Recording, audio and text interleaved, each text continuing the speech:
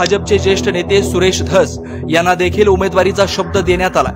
याचबरोबर सुरेश धस यांची उमेदवारी प्रबळ वाटते, कारण त्यांच्या सर्व समाजाच्या असलेला कनेक्ट, मराठा फॅक्टर, मतदारसंघात केलेली कामं यामुळे ते प्रबळ दावेदार असल्याचं बोललं जात आहे। आगामी काळात राज्यात विधानसभा निवडणुका होणार आहे। विधानसभा निवडणुकांसाठी सर्वच पक्ष कामाला लागले।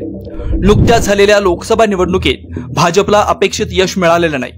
त्याचाच धसका घेत भाजपाने आता विधानसभेसाठी सावध पावलं टाकायला सुरुवात केली।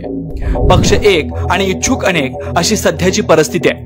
महाराष्ट्रातील सर्वच विधानसभा क्षेत्रात अशी परिस्थिती पाहायला मिळणार आहे। त्यामुळं कोणाला तिकीट द्यायचं असा मोठा प्रश्न पक्ष नेतृत्वासमोर असणार आहे। असाच एक मतदारसंघ आहे, तो म्हणजे आष्टी विधानसभा मतदारसंघ। या मतदारसंघात सध्या राष्ट्रवादी काँग्रेसचे बाळासाहेब आजबे हे आमदार आहेत। आगामी विधानसभेसाठी ते देखील इच्छुक आहेत। त्याचबरोबर भाजपचे ज्येष्ठ नेते सुरेश धस यांना देखील उमेदवारीचा शब्द देण्यात आला।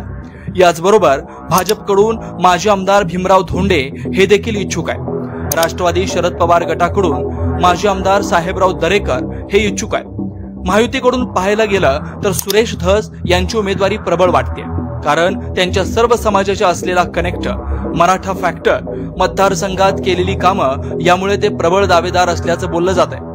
बीड जिल्ह्यामध्ये पाहायला गेलं तर मनोज जरांगे पाटील यांचा मोठा फॅक्टर चालणार आहे। लोकसभा निवडणुकीत मोठा फटका भाजपला झालेला पाहायला मिळाला। त्यामुळं महायुतीमध्येही जागा कोणाला सुटते आणि कोणाला तिकीट मिळतं हे येणारा काळच ठरवेल।